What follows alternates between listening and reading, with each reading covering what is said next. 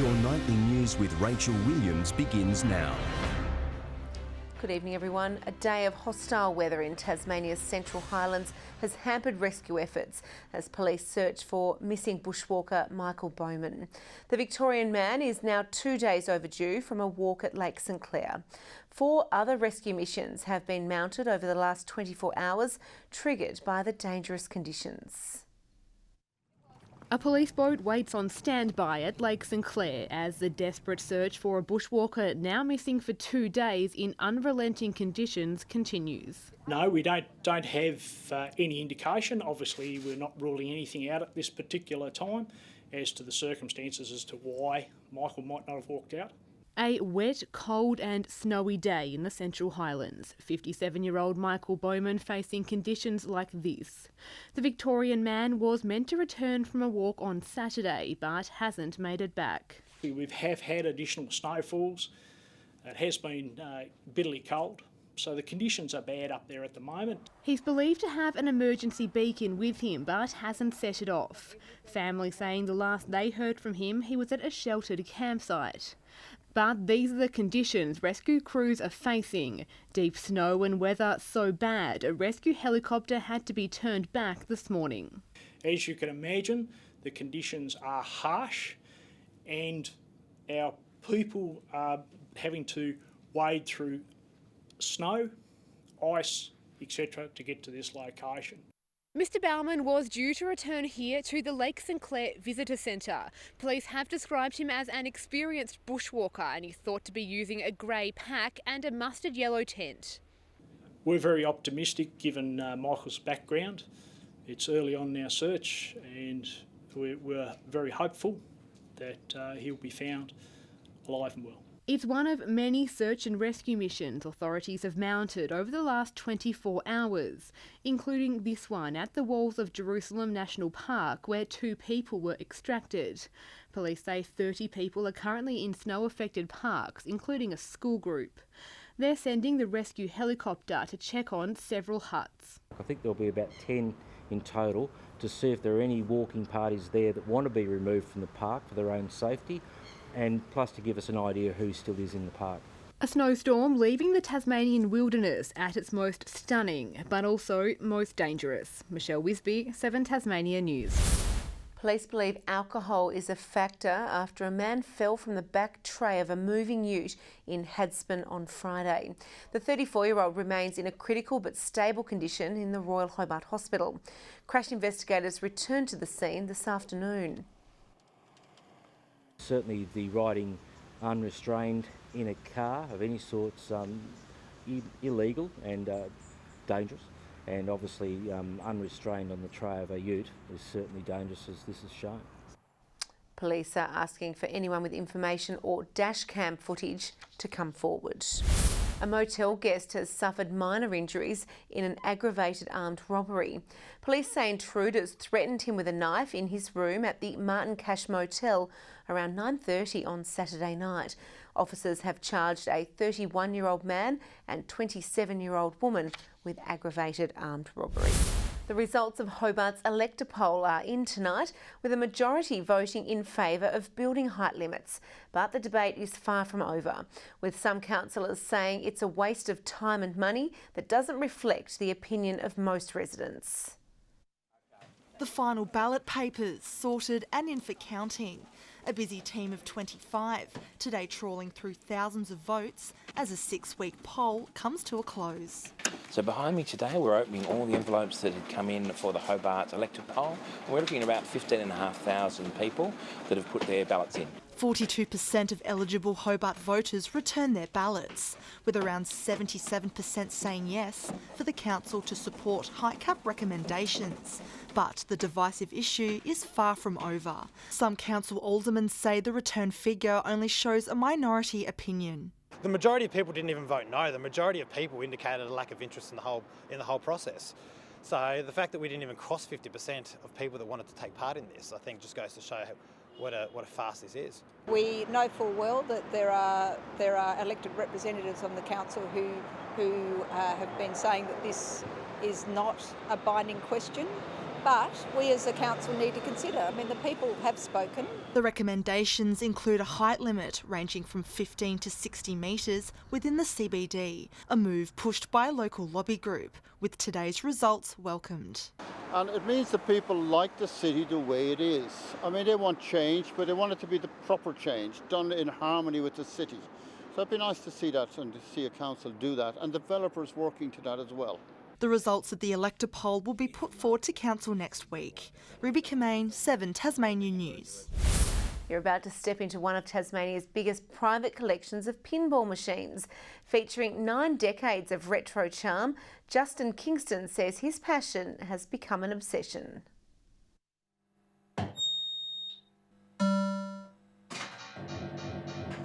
This is Pinball Paradise, or just plain heaven for collector Justin Kingston. The lights, the passion, the music, the sounds. In full flight, it's dazzling and deafening. You can rock out with Metallica or boot a pinball home. This 70s showpiece was destined for the tip, but a retro restoration saved its life. We would spend 40 hours on these machines. It's a really good feeling that you've brought something back together. Justin even has the very first pinball machine from 1934. You pull the lever, you would shake the machine, and you would get the ball into a obviously a scoring spot. How rare is a machine like this? Very rare, because in New York the pinball machines were outlawed with prohibition. They were all taken away and smashed up in tips. So to find something like this is a holy grail. Flippers weren't added for another 10 years, changing the arcade classic forever. It's a fascinating history Justin wants to one day show off in a public exhibition. Until then, he's looking for a bigger room to house his overflowing collection. I do have another 2 that are stored in mates' garages, thanks to them. But I'm always looking, always looking. Well, the best part about owning your own machine is, if you're no good like me, you can play again for free. Not every game's the same. That's what I like about it. Tom Johnson, 7 Tasmania News. Closed roads may have cut off access to some snow-affected areas of the state, but Ben Lomond is well and truly open for business. Skiers and snowboarders have begun the mad dash to make the most of the freshly covered slopes.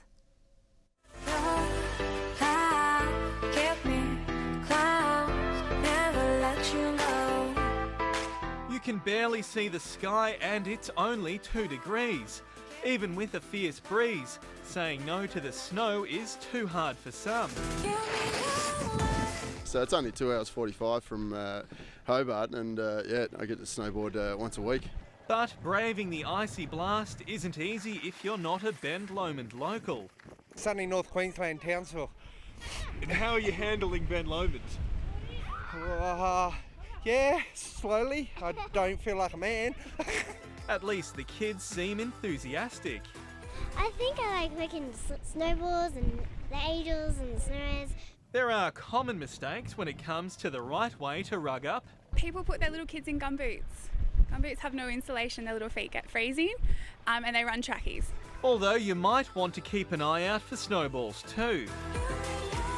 The season opened just over a fortnight ago. It's hoped more snow will carry the season into the start of September. So we've got a good base at the moment. We're looking forward to a bit more snow coverage over the next couple of weeks, and yeah, it started off a really good ski season, and hopefully that continues through for the remainder. But if you're feeling a little bit frosty about hitting the slopes, don't worry, there's still plenty of other ways to have fun. I think I might have to let you just chill out though, and I'm going to go inside and get warm. Sean McComish, 7 Tasmania News. Development in the north of the state is booming, with the City of Launceston approving more than $200 million worth of planning applications in the last 12 months.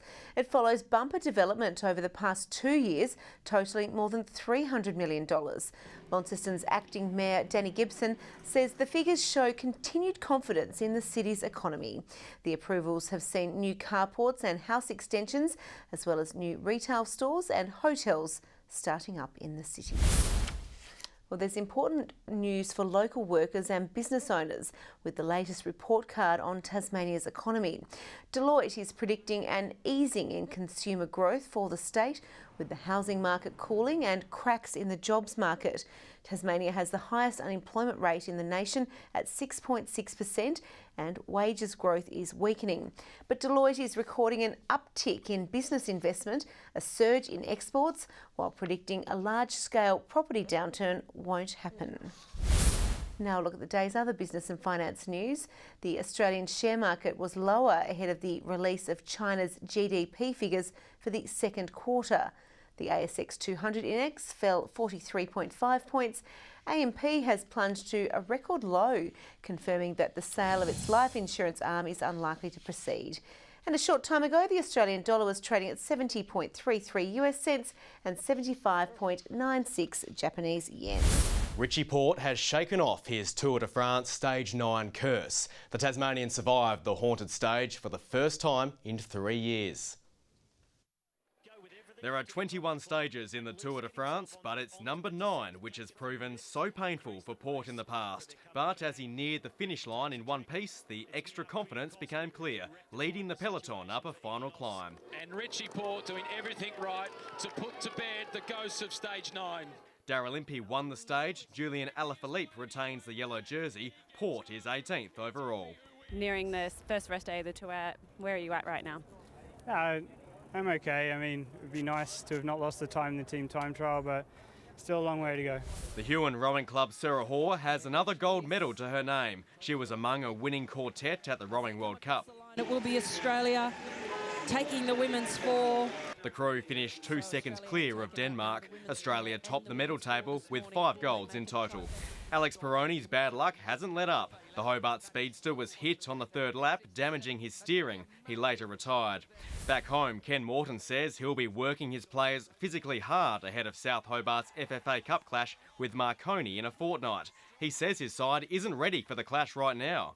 Nowhere near at this stage. We know we have a player out in Adam Gorey. He's picked up yellow cards, so there's a bit of tinkering to do there. And Kingborough star Kieran Lovell has shared some insight into the feeling inside the rooms before the club's historic win over North Launceston on the weekend. I think there was a bit of a special feeling on the weekend. I think obviously the conditions weren't great, so we sort of had to fabricate some energy and get really up and about in the room so we could come out into that cold, wet weather and still have fun and enjoy it, and I think we did that. It was the first time the Tigers have ever beaten North Launceston since joining the TSL in 2014. And the votes are in for the RACT Insurance Player of the Year in the TSL after round 15, with Kieran Lovell named best on ground for the Tigers in that huge upset over North Launceston. Lauderdale's Hayden Smith was the one to watch in the win over North Hobart, and Launceston's Tim Bristow was judged best of field in the Blues' 89-point demolition of Glenorchy. 3 players are tied on 14 votes atop the leaderboard: North Launceston's Brad Cox-Goodger, Launceston's Fletcher Seymour and bomber Hayden Smith. Good evening. Temperatures ranged from -2 at Lyawini to the top today of 16 recorded in Hobart. Launceston and Burnie 13, Devonport a top of 12. Strongest gust of wind today, 133 kilometres an hour on Mount Wellington. The highest rainfall, 32 millimetres at Harts Mountains, which was heavily influenced by snowmelt. Friendly beaches and ooze 14 degrees, King Island 13, Flinders Island, Low Head, St Helens and Strawn 12, Lyawini 5 degrees. Cloud enveloped Tasmania today, the west and northwest under the heaviest cover as the day progressed. Low cloud also over Victoria and South Australia, the remnants of the front that crossed yesterday is to our east. Southeast winds have pushed some cloud over Cape York and the top end, with the rest of the country mainly clear. Tomorrow a surface trough crosses Tasmania ahead of another cold front, the high is still the main factor over the mainland. Southwesterly winds at 20 to 30 knots, but as strong as 40 knots early over the northeast and southeast, tending westerly during the afternoon. Gale warning for waters between Flinders Island and St Helens Point, and from Wineglass Bay to South East Cape. A strong wind warning for remaining coastal waters, a small craft wind alert for the lakes. A minor flood warning for the Huon and Derwent basins. A flood watch for the northwest rivers and the Meander and Huon as well. Showers clearing from Hobart, 8 overnight, 14 tomorrow, 12 the top for Adventure Bay. A windy day, showers easing from Tarraleah, 9 the high. 15 for Launceston, possible early shower clearing, a shower or 2 for Devonport, 15 the top as well, and 14 for Bridport. 14 for Burnie with showers easing along with the winds, 13 for Strawn and also Marrawar. And 15 the top for St Helens and Swansea with a possible shower for Swansea, partly cloudy for Whitemark and 14. On Wednesday, showers over the west and south before extending statewide during the day. Another showery day on Thursday with most of the state getting a drop or two.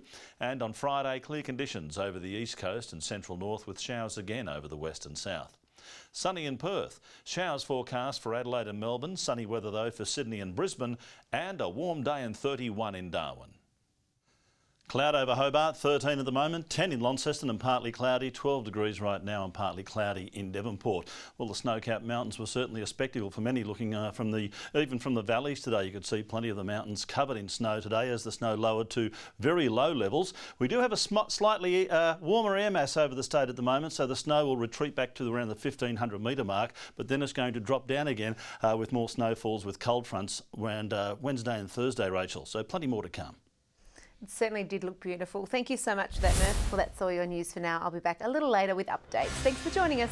Good night.